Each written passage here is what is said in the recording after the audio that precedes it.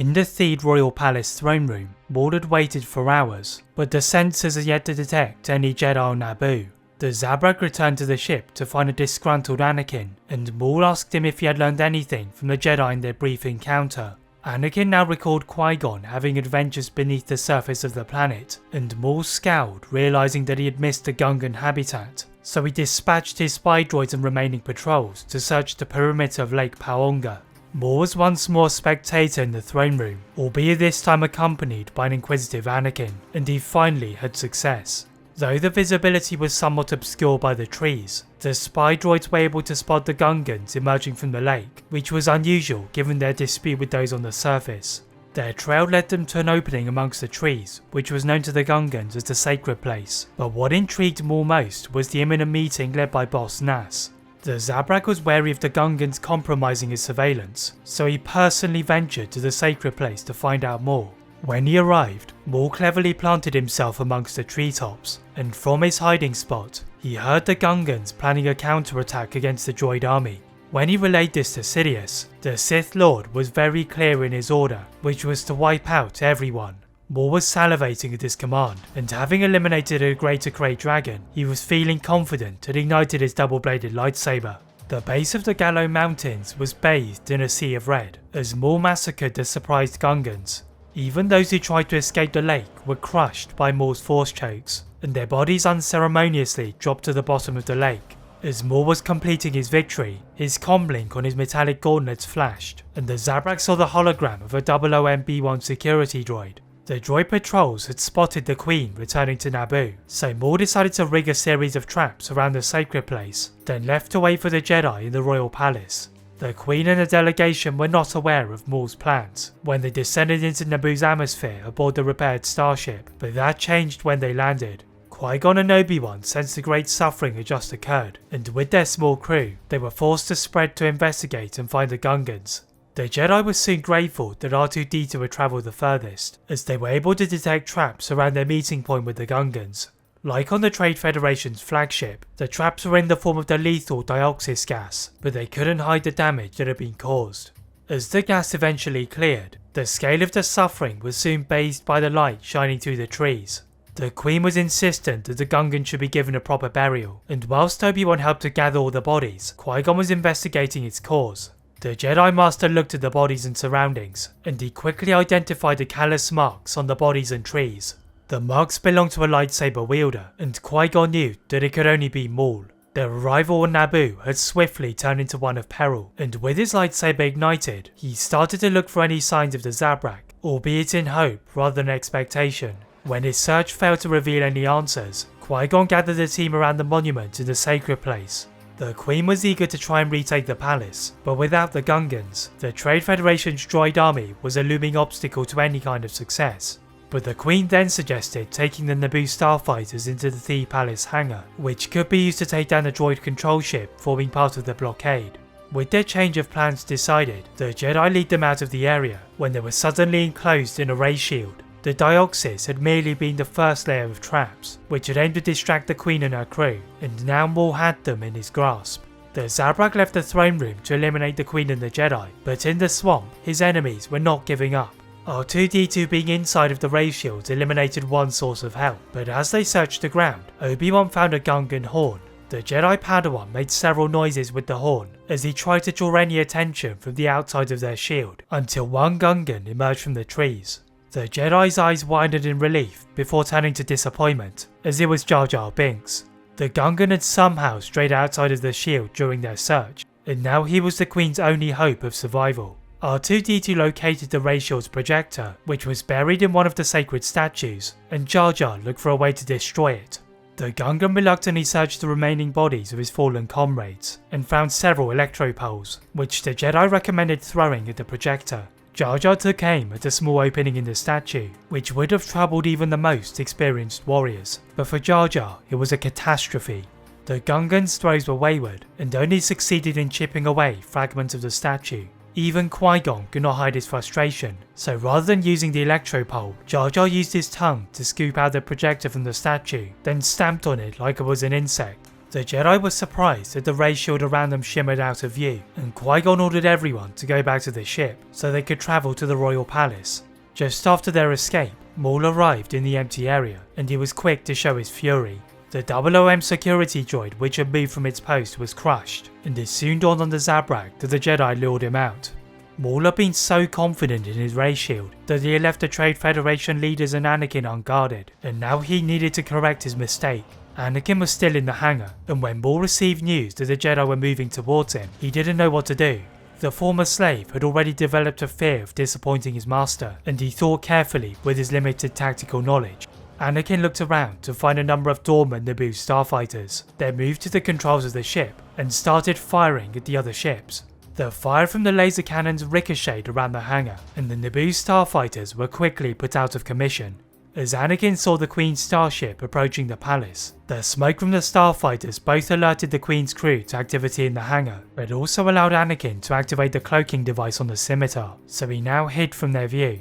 When the Queen finally landed, the smoke had mostly faded so the crew could safely enter the palace, but Anakin could feel the eyes of the Jedi on his location. The cloaking device did not prevent Force users from sensing him, and as the one Anakin now thought as a traitor approached him, he was debating if he should fire at the Jedi. Anakin was saved from his decision by his master, as Maul now arrived, and igniting his lightsaber, he slashed at the controls to the hangar door, ensuring one escape route was blocked.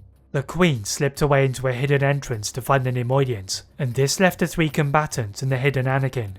The youngest in the room saw a chance to make an impression, and blasted at the ground beneath the Jedi with the ship's laser cannons.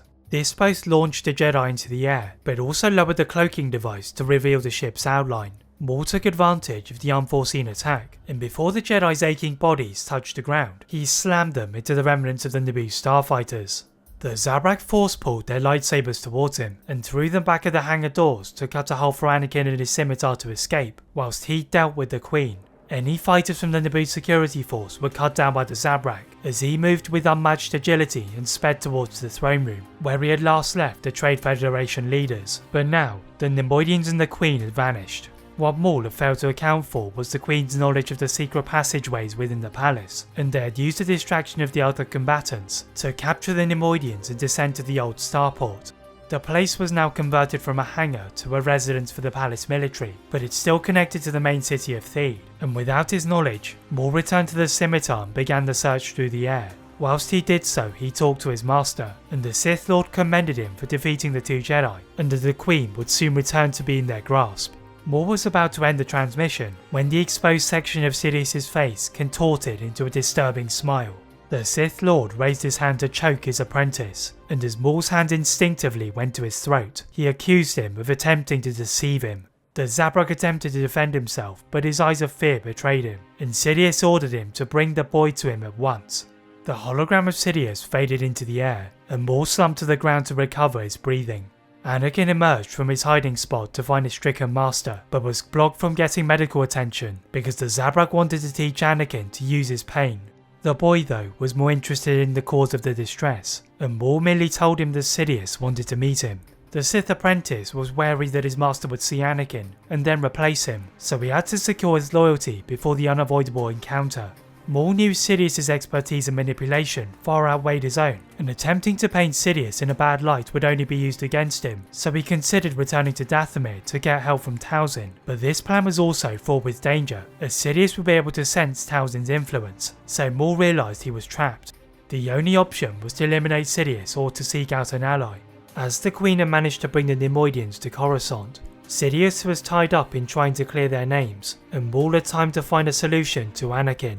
A seemingly perfect answer soon arrived when Maul made the brave journey to Coruscant, and with years of experience spying on the Jedi Temple, he spotted Jedi Master Dooku was often isolated from the other Masters. Maul deduced that Dooku was contemplating his place in the Order after Qui-Gon had died on Naboo, so this was his moment to offer his services. Maul continued to spy on Dooku until the Jedi Master announced his resignation from the Jedi Order, and he tracked him to his own home planet of Sereno. The Serenian was not surprised by Maul's presence, because he had sensed someone watching him for some time, but what did surprise him was Maul's dilemma. When they were comfortably seated in Dooku's throne room, the Zabrak claimed that the Trade Federation had set up Qui-Gon and Obi-Wan without mentioning his own involvement, as he tried to prey on Dooku's present conflicting emotions. The one truth Maul did tell Dooku was about Anakin and his potential, as well as his apprenticeship under Sidious. Dooku stood up, and his hand reached for his lightsaber and positioned the blade at Maul's throat. Maul had taken a gamble by asking Dooku, and the former Jedi asked him what he had to gain from his alliance. The downfall of the Jedi and supremacy of the Sith were two goals at the top of Maul's list, and he wanted Dooku to be the political leader against the corrupt Republic. Dooku deactivated his lightsaber, and he revealed that he had already been approached by Sidious for a similar position.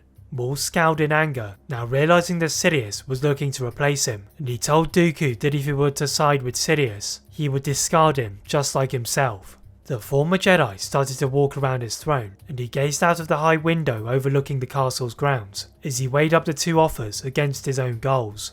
Dooku turned to his guest and admitted that if they were to defeat Sidious, he would have to get closer to him.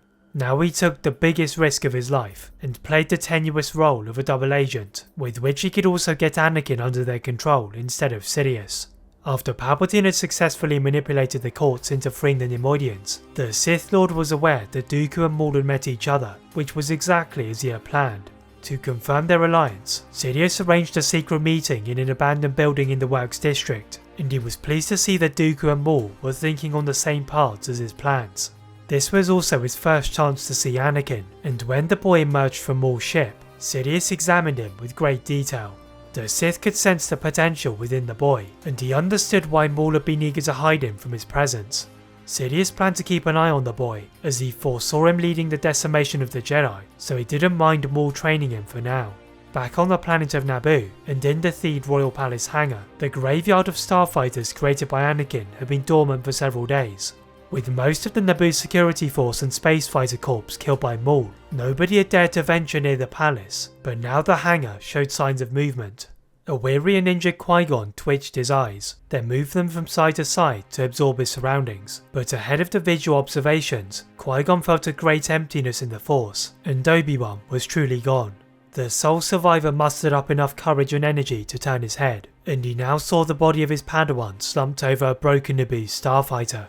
Qui-Gon briefly mourned the demise of Obi-Wan, and after carefully extracting his body from the debris, he was searching for a way back to Coruscant. As he looked around the battered hangar, Qui-Gon looked regretfully at the spot where Anakin had been hidden from view, and with Obi-Wan's body over his shoulder, he found his way out of the palace. The Jedi Master didn't find any transportation in the palace, with the exception of several land speeders, so he piloted one of these to return to Otoh Gunga. The stench from the remaining Gungan bodies in the swamp was ignored by Qui-Gon as he equipped his breather and descended into the underwater civilization. Unlike his first venture into Otoh Gunga, the civilization had turned into a number of ghost towns, but the lack of life made it easier to find his way around. Qui-Gon eventually chanced upon an underwater base, and there he found an amphibious Mentaurus-class starship. The Jedi quickly left Naboo, but before he returned to Obi-Wan on Coruscant, he had one more mission to complete. With guidance from the will of the Force, the Jedi Master travelled to the Wellspring of Life, and there he was met by the Force Priestesses. Under the tutelage of these mysterious shape-shifting entities, Qui-Gon learned the secrets to immortality, and he returned to Coruscant a much wiser Jedi. Obi-Wan was laid to rest at the Jedi Temple, and though the Jedi were happy to welcome Qui-Gon, the Jedi Master was now questioning his place. The Jedi's tenuous ties with the Council were at an all-time low, and he was starting to blame them for the loss of his Padawan, the Chosen One, and the departure of Dooku. After a period of contemplation, Qui-Gon decided to follow the path of his master and leave the Order, but instead of turning to Sidious, he began his search for Anakin again. As the years progressed, the Sith made rapid inroads into the setup for the Jedi's destruction, but even greater progress was made by Anakin. The tutelage of Maul was an avenue for Anakin to expend his hate, which was founded on the lies told by his master, and it also created another weapon for the Sith. Though their identities remained anonymous, Maul and Anakin gained a fearsome reputation amongst the Jedi, and every team that was sent to find them never returned. In the grand scheme devised by Sidious, these fatalities were merely for entertainment, whilst he waited for the clone army to complete their first wave of production. Most of the Jedi were beginning to regret the dismissal of Qui-Gon's theories, and now they paid a heavy price. The Jedi Council's continued devotion to the Senate was playing into the hands of Sidious, but there was one person who was not playing the Sith's game. After his departure from the Jedi Order, Qui-Gon had become fixated by the prophecy of the Chosen One, and he began to retrace the steps that Anakin had taken. His first stop was Tatooine, and to examine the tremor he had previously ignored, and upon his return to Mos Espa, he could scarcely believe what he was seeing. Though repairs were ongoing, it was clear to the former Jedi that a wave of destruction had run through the settlement, and when he walked around, the list of casualties was substantial. Qui-Gon was drawn to go to Watto's workshop, but soon he wished he hadn't. The area that once buzzed with mechanical noises had been reduced to a barren scrap heap, and the Force user soon saw the rotting corpses of Watto and Shmi. Despite the disfigurement, Qui-Gon spotted lightsaber wounds on Watto, and more melee-based wounds on Shmi. The former Jedi questioned surrounding neighbours and potential witnesses, and all they saw was an intimidating Zabrak who had saved their lives from a Krayt dragon. Maul's new heroic status on Tatooine was a problem for Qui-Gon, as locals were less willing to provide information on his trail, but at least it confirmed that Anakin and Maul were likely working together. The Jedi Master tracked the progress of Anakin and Maul as assassins, however he was soon drawn to the secessionist movement of his old master. Dooku had rallied together thousands of star systems to create a confederacy, and although he thought that Dooku had too much power, he understood his reasoning for creating a counter to the Republic. After several years in hibernation, Qui-Gon decided to reveal himself to Dooku, and he travelled to the world of Geonosis. When he arrived on the planet, Qui-Gon had a bad feeling about the place, so steeled himself for any potential threats. The former Jedi tried to scout the planet with an astromech, but after its lifeform scanner failed to turn up a result, Qui-Gon looked at the skies and saw several ships heading away from him. The small shuttles were of separatist design, and Qui-Gon pursued these ships to the droid foundries until he found a suitable landing zone. Qui-Gon felt the presence of his old master, and he followed the occupants of the shuttles, which were the members of the Techno Union, towards Dooku's precise location. The Techno Union delegates split off to examine the droid production, so Qui-Gon was free to meet Dooku. Out of the shadows of the boardroom emerged Qui-Gon, and the leader of the Confederacy was stunned into silence when he saw his old Padawan he thought had been killed on Naboo. A mixture of emotions rushed through the former council member, the most potent of which was anger towards Sidious, and also the Jedi Council, because neither of them had bothered to return to Naboo to check on the Jedi. With little time before the Techno Union arrived for the meeting, Qui-Gon wanted to know what had happened to Anakin, and if he was even still alive. Dooku responded by waving his hand, and Qui-Gon turned to a door that was previously concealed. Qui-Gon was even more shocked than Dooku had been earlier, as Anakin and Maul walked side by side with hate in their eyes. Qui-Gon refused to show any fear or weakness in front of the two assassins, but he did prepare himself for a duel, as he saw Anakin's hand was shifting towards his blade. Dooku ordered for a more civilized discussion, but when the two assassins ignited their lightsabers, he was forced to close the blast doors to hold them back. Anakin and Maul were not so easily dissuaded, and Dooku and Qui-Gon could see the door beginning to melt under the attack of their lightsabers, so the Sith directed Qui-Gon to an alternative exit. The younger Jedi briefly hesitated, then dashed out of the droid foundry and contemplated on the failure of his mission. Although Qui-Gon had managed to establish contact with his old master, he was not expecting the two assassins to emerge, and it seemed that Anakin was lost to the dark side. Qui-Gon was also now a marked enemy, so all of the information he had acquired about the Sith's nefarious schemes was a risk. Rather than remain on Geonosis to continue his research, Qui-Gon returned to Coruscant for the first time in a decade. His aim was to resume contact with the Jedi Council, and to see if they had changed their attitude since Anakin and Maul's attacks. Qui-Gon was able to set up a meeting with the Council through some of his old friends at the temple, and he took the all too familiar route from the entrance to the summit of the Council Tower. After his unceremonious departure from the Order, Qui-Gon looked around at the other council members, and it pained him to think about how Obi-Wan should have now been in one of these seats. Qui-Gon sensed a slight shift in attitude from his previous visit, and much of their pride had drained out of them from the losses to their Order. Yoda bowed his head in recognition of Qui-Gon's presence, and asked him why he had returned. Qui-Gon revealed the extent of his research, and this time, the Jedi were more willing to listen. The Council looked shocked as Qui-Gon told them what he knew of the Sith, as well as the identity of the assassins which had decimated their Order. Yoda's face showed his near 900 years of age, and a debate started around him. The information given by Qui-Gon pointed to war on the horizon, and with the Senate's latest bills pushing the future towards that direction, they were searching for more peaceful alternatives. The news that the Senate were pushing for militarization gave reason for Qui-Gon to ponder, as he didn't believe the two fronts pushing for war was a coincidence. This was one subject where he had to talk to Dooku, and with the council seemingly gearing into action, he had to reach his old master again. When he exited the Jedi Temple, Qui-Gon felt as if he was in danger, and he avoided any empty alleyways to find a place to contact Dooku. Qui-Gon eventually found a communication booth with which he could reach Dooku, and the CIS leader provided coordinates and a secret code that they had used in their Padawan days. Once he covered his trail and checked for tracking beacons on his ship, Qui-Gon discovered that the coordinates led him outside of the known galaxy and into wild space. He began to wonder if he was being led into a trap, but when he approached a planet, all became clear. Qui-Gon was now near the Rishi Maze and descending on the world of Kamino, which was unknown to most living beings, as the Kaminoans rarely made contact with the rest of the galaxy. The harsh weather cascaded onto Qui-Gon's ship as he made his way to the largest platform, and when he landed, he scoped out the surroundings. Whilst the majority of the area was water, the stilt-supported platforms like the one he was on seemed to be a source of life. With his hood shielding some of the rain from his head, Qui-Gon cautiously stepped inside the closest building, and he thought the area was clinical. When he walked further inside, he saw the corridors were swarming with Kaminoans, but decided to avoid them until he found Dooku. With careful navigation, Qui-Gon finally discovered the purpose of the complex, which was a laboratory containing a number of cloning chambers, and these were divided into small cylinders containing specimens at different stages of evolution.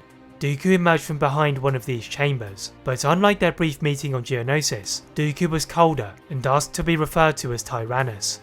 According to the Count, he had taken the groundworks laid down by Sifo Dyas, and he continued to produce an army which would aid the Galactic Republic in an eventual war.